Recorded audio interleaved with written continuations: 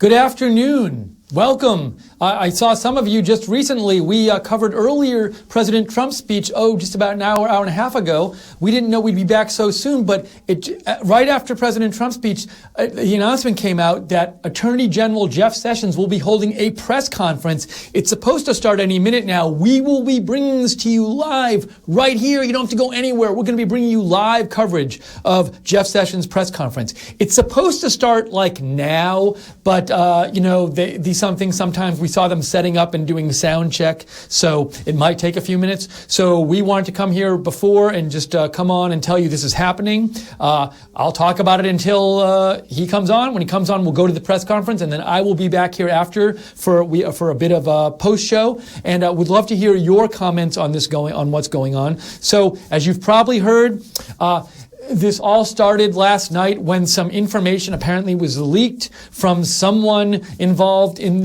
a counterintelligence investigation into Russian meddling into United States election last year.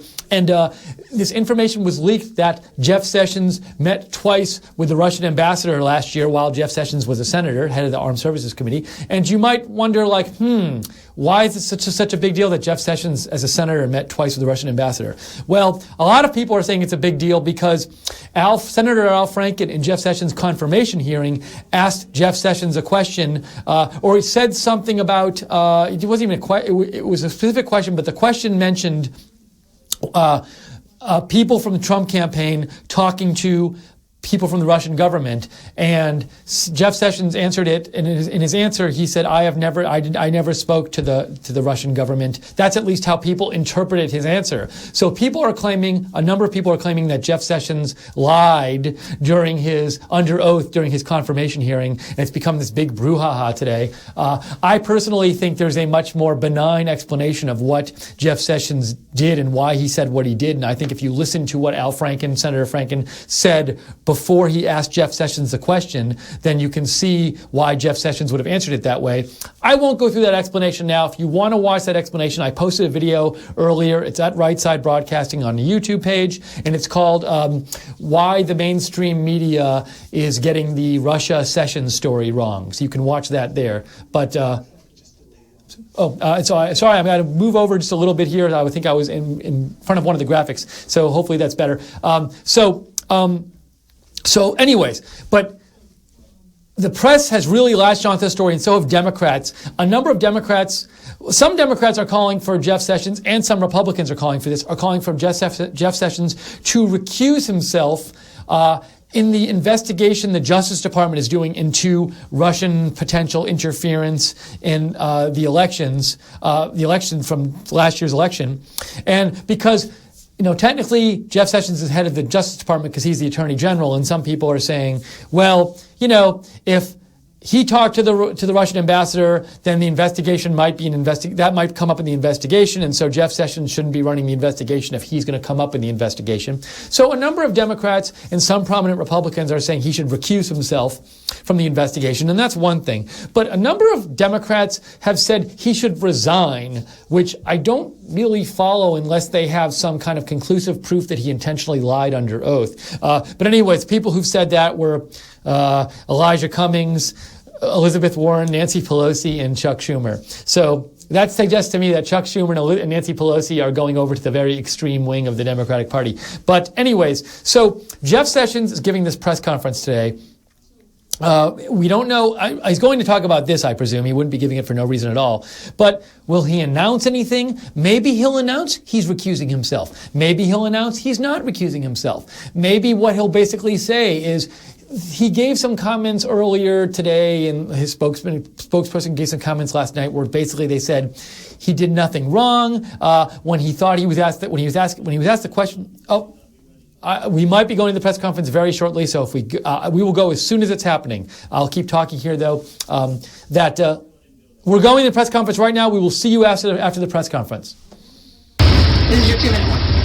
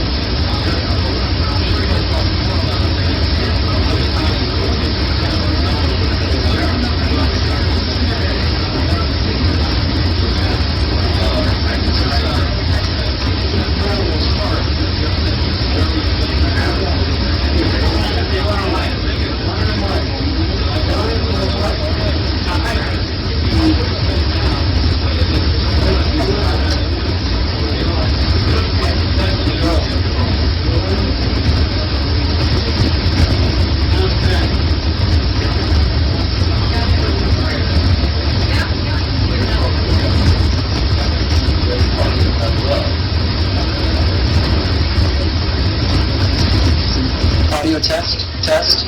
Test. Test. Thank you, Peter. It's good to be with you. Welcome to the Department of Justice. Jody, thank you for being with me. He is my chief of staff, and Jody has been almost 20 years in the Department of Justice. Let me share a few thoughts. First, about the comments that I made to the committee that have been said to be incorrect and false. Let me be clear. I never had meetings with Russian operatives or Russian intermediaries about the Trump campaign. And the idea that I was part of a, quote, continuing exchange of information during the campaign between Trump surrogates and intermediaries for the Russian government is totally false. That is the question that Senator Franken asked me at the hearing, and that's what got my attention as he noted it was the first, just breaking news. And it got my attention, and that is the question I responded to.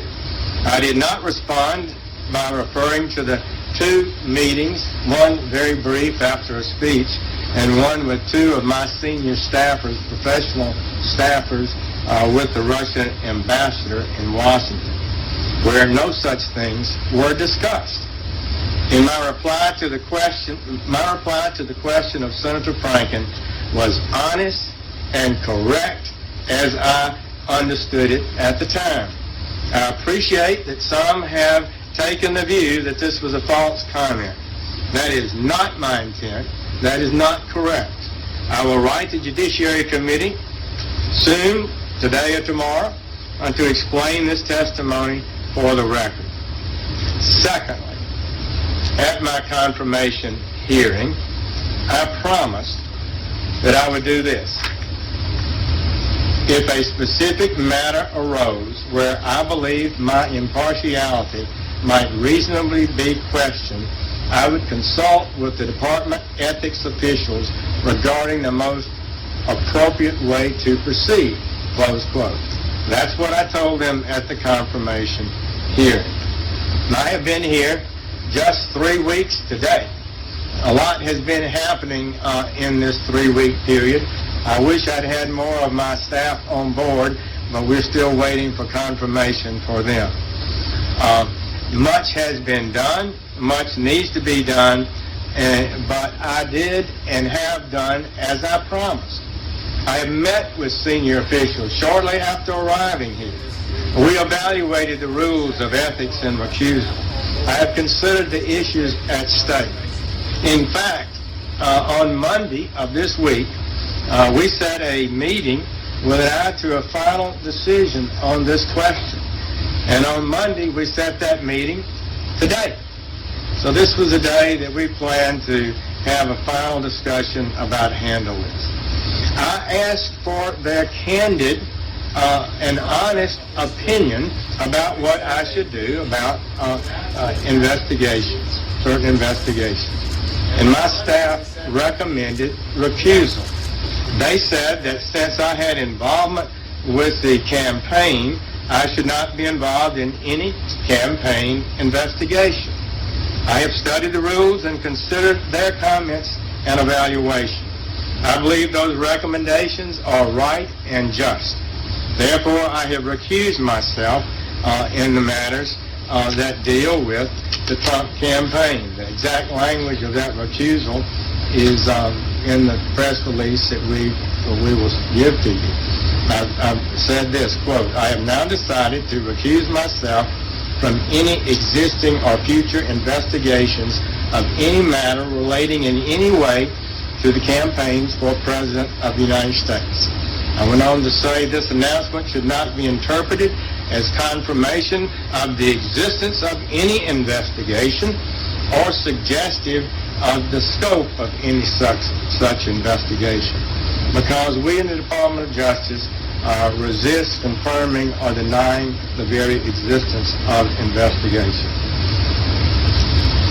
So, in the end, I have followed the right procedure, just as I promised the committee I would, just as I believe any good Attorney General should do. And a proper decision, I believe, has been reached. So I thank you for the opportunity to make those comments and would be pleased to take a few questions. Okay? Just to clear up any confusion over this, could you just explain a little bit about the September 8th meeting, who on your staff was there, and what was discussed with the Russian ambassador? The Russian ambassador apparently sent a staffer to my office, I did not see him, and asked for a meeting, as so many of the ambassadors were doing. And we set up a time, as we normally did, and we met with him. Two of my senior staffers were there, and maybe a younger staff or two, and they both retired Army colonels and not politicians, and we had we listened to the ambassador and to what his concerns might be. Well, it was just normal things, such as I started off by saying, I don't remember a lot of it, but I do remember saying I'd gone to Russia with a church group in 1991, and he said he was not a believer himself, but he was glad to have church people come there. Indeed, I thought he was pretty much of an old-style Soviet-type ambassador. And so we talked about a little bit about terrorism, as I recall, and somehow the subject of the Ukraine came up. I had the Ukrainian ambassador in my office the day before, and to listen to him, Russia had done nothing that was wrong in any area, and everybody else was wrong with regard to the Ukraine. It got to be a little bit of a testy conversation at that point. It wrapped up. He said something about inviting me to have lunch. I did not accept that, and that never occurred.